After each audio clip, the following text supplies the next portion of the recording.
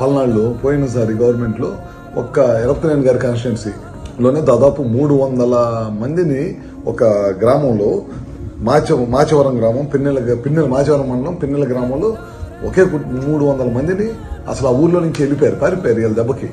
పొలాలన్నీ బీడు పెట్టుకున్నారు, ఇళ్ళన్నీ వదిలేసి వెళ్ళిపోయారు. ఎక్కడో కూలికి నాలికి రైతులుగా ఉండే ఊర్లో వాళ్ళందరూ కూడా కూలి నాలికి వెళ్ళి పనిచేసుకోవాల్సిన పరిస్థితి ఉంది. దాదాపు అదే కాన్స్టిట్యున్సీ ఒక్క కాన్స్టిట్యున్సీలో 12 మందిని చంపేశారు. అందుట్లో 2 ఎస్సీలు ఉన్నారు.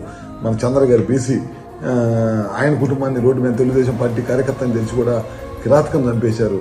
అదే కాకుండా అక్రమ మైనింగ్ చేశారు, విపరీతంగా చేసేసి ఆ గుంటలు ఉంటే ఆ గుంటల్లో కూడా పిల్లలు చనిపోయి 7 మంది పిల్లలు చనిపోయినా సరే ఎవరు కూడా పట్టించుకోలేదు.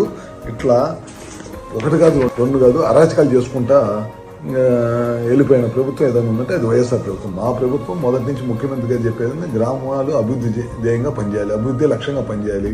అందరూ పొద్దున రైతులనక రైతులనక కష్టపడి వ్యవసాయ కుటుంబాల నుంచి వచ్చిన రాష్ట్రం మంది. అందరూ కూడా కష్టపడి పని చేసుకుంటున్నారు, వాళ్ళ పిల్లల్ని కష్టపడి చదివించుకుంటున్నారు, వాళ్ళకి ఉద్యోగాలు కల్పించాలి అనే ధ్యేయంతో ఈ ప్రభుత్వం పనిచేస్తుంది.